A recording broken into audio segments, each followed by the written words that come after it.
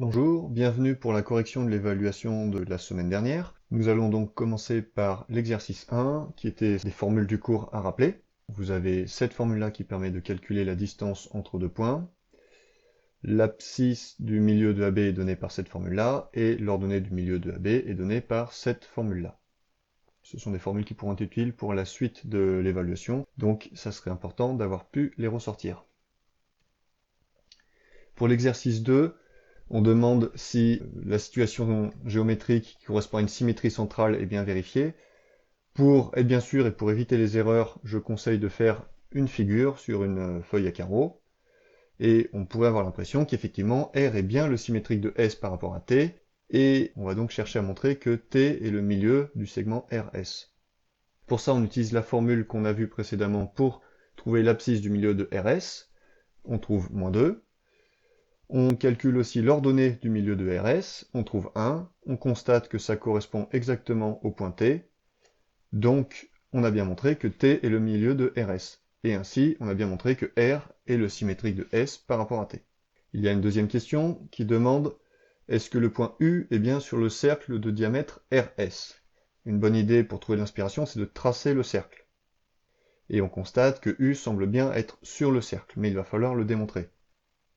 Pour cela, on calcule donc le rayon de ce cercle, RS est le diamètre, donc RT est le rayon, vu qu'on sait que T est le milieu de RS. On calcule donc la distance RT, et on trouve racine carrée de 29. Ensuite, on peut calculer la distance entre T et U, et on s'aperçoit qu'elle est aussi de racine carrée de 29. Donc la conclusion, c'est que, vu que la distance entre U et le centre du cercle est bien la même que le rayon, eh bien, cela démontre que U est sur le cercle. Pour l'exercice suivant, on avait une première question de cours qui est simplement de tracer un projeté orthogonal, donc il faut se rappeler qu'on jette le point C sur la droite AB, de manière à former un angle droit.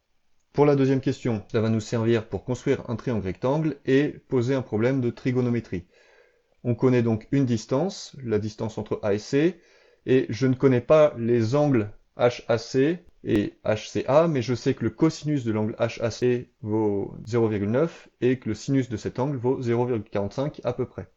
Et on demande donc de calculer deux distances. Pour ça, on utilise les formules de trigonométrie qu'on connaît bien. Le cosinus de l'angle HAC, c'est donc le côté adjacent à l'angle, c'est-à-dire HA divisé par l'hypoténuse du triangle, c'est-à-dire AC. On en déduit donc l'égalité 0,9 est environ égal à AH sur 7, et on peut ainsi calculer AH comme étant 0,9 fois 7, c'est-à-dire 6,3.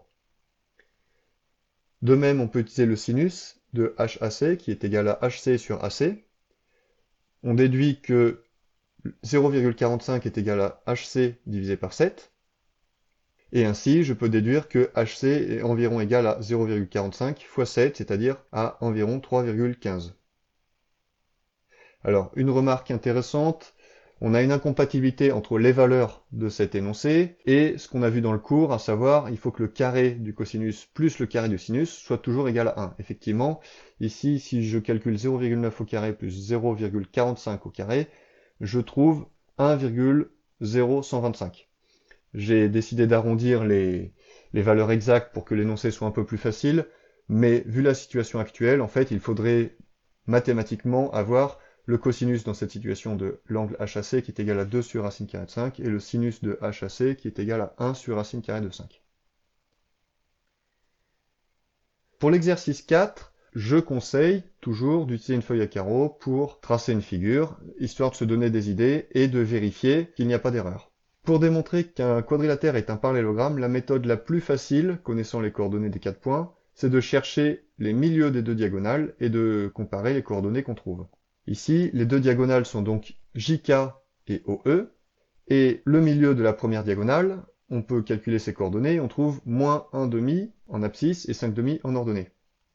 Si je calcule le milieu de l'autre diagonale, je trouve exactement les mêmes coordonnées, et donc je constate que les deux diagonales ont bien le même milieu, ce qui me permet d'affirmer que le quadrilatère est bien un parallélogramme. Ensuite, la dernière question du devoir demandait de préciser quelle est la nature exacte de ce parallélogramme. Pour ça, je cherche à calculer, vu la figure, il y a des chances que ce soit un carré, c'est-à-dire à la fois un losange et un rectangle. Je cherche donc à calculer la distance entre J et O, je trouve racine carrée de 29. La distance entre O et K, je trouve aussi racine carrée de 29.